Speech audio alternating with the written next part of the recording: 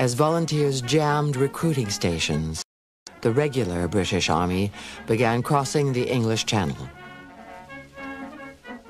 Among them was a 20-year-old Irishman, John Lucy. Long before the war, he and his brother had joined the army to escape the boredom of life on an Irish farm.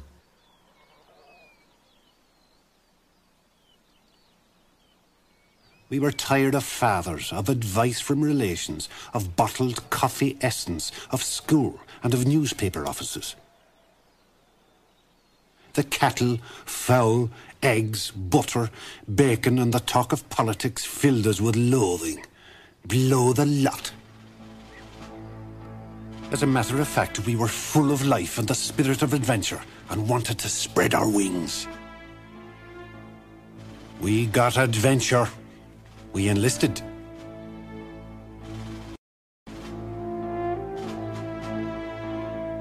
At first, we could not follow the trend of events on the continent. Whom were we to fight? French, Russians, Germans? What did it matter?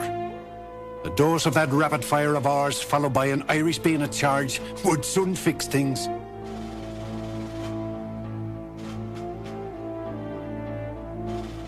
On August 23rd, John Lucy's unit reached the Belgian town of Mons.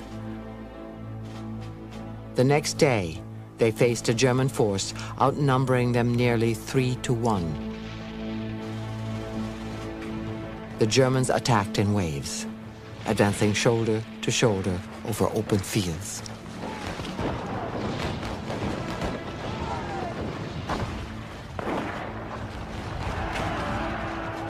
Our rapid fire was appalling, even to us, and the worst marksman could not miss. And after the first shock of seeing men slowly and helplessly falling down as they were hit, gave us a great sense of power and pleasure.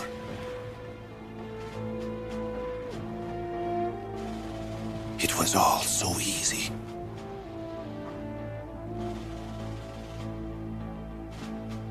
But it only seemed so.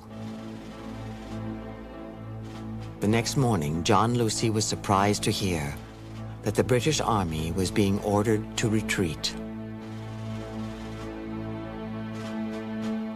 The British were facing such an overwhelming force. If they stood there, they would be destroyed.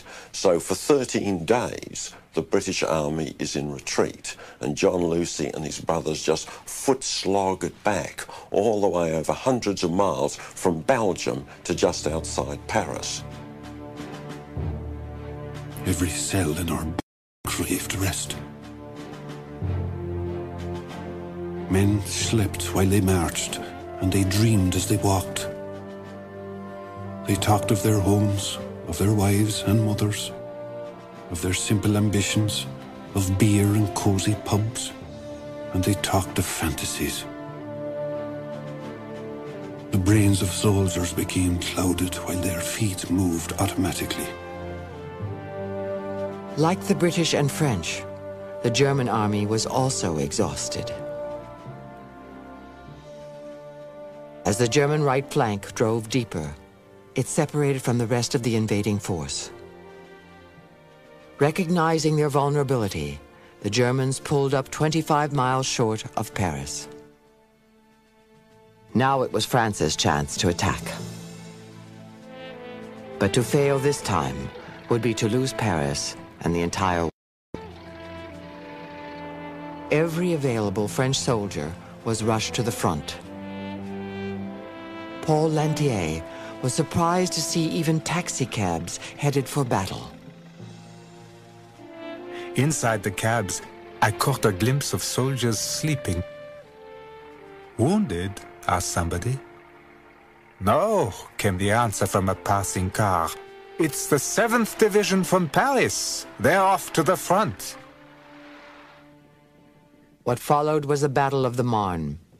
It lasted 6 days and involved 2 million men. When the battle ended, the German advance had been stopped. Paris was saved. The Schlieffen Plan was in ruins. But stopping the Germans was not the same as stopping fighting.